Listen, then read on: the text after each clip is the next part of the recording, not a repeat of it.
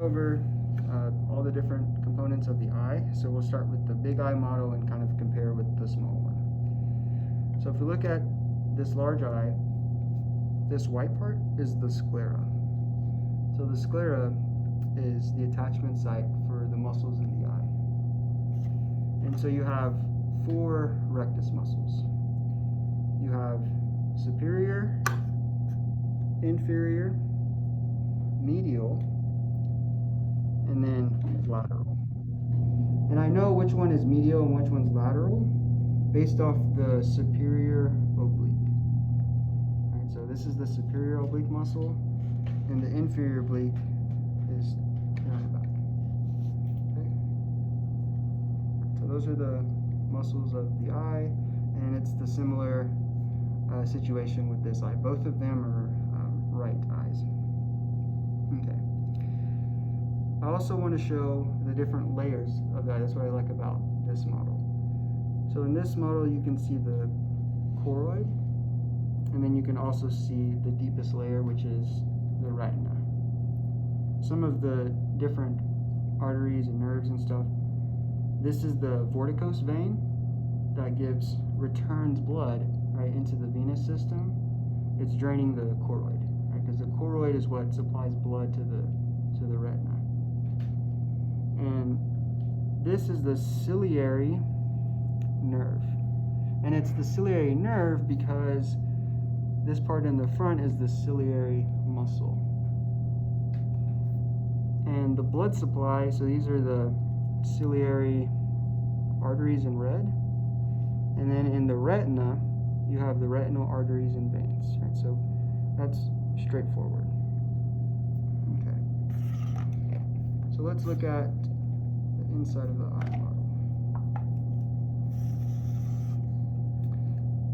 So this part is the cornea, and then this part in the front, this is the iris. So this is the colored part of the eye, and in the middle, this is the pupil. And so that you have smooth muscle that's within the iris that controls the diameter of the pupil. So whenever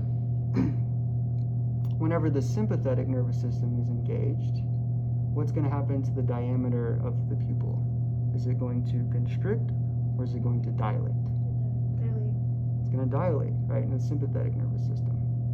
Compared to if you're in the parasympathetic, the pupil is going to Constrict. yeah, it's going to constrict. Okay. So that's that, and then a little bit about the external features of this eye.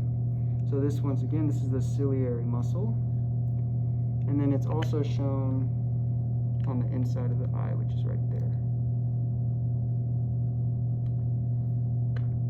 And then I wanted to show some of the vessels on the eye.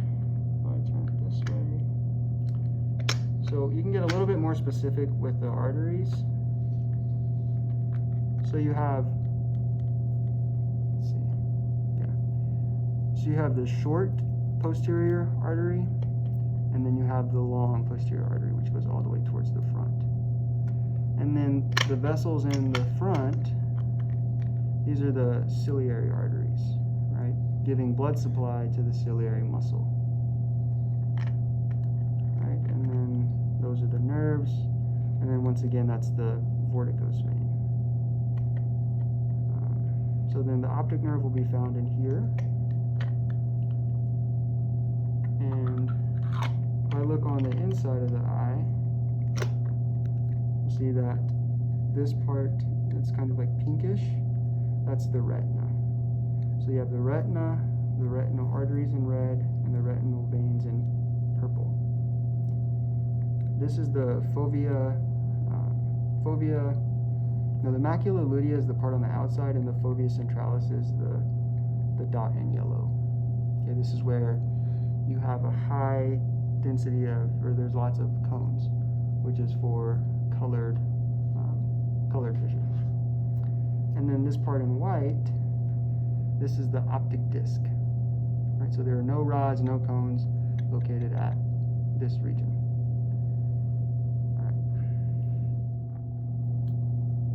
this in the posterior segment of the eye, this is the vitreous humor.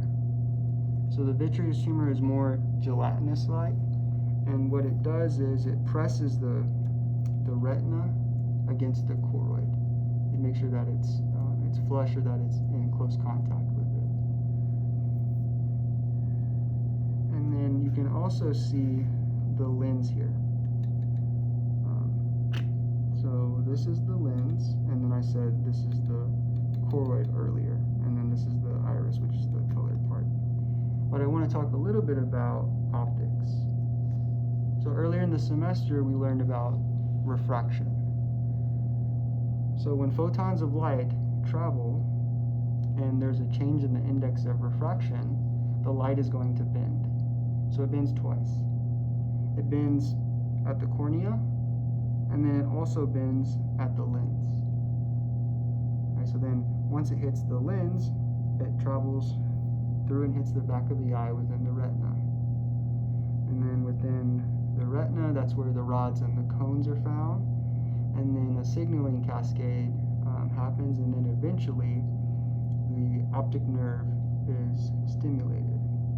And then when the optic nerve is stimulated, the signal travels.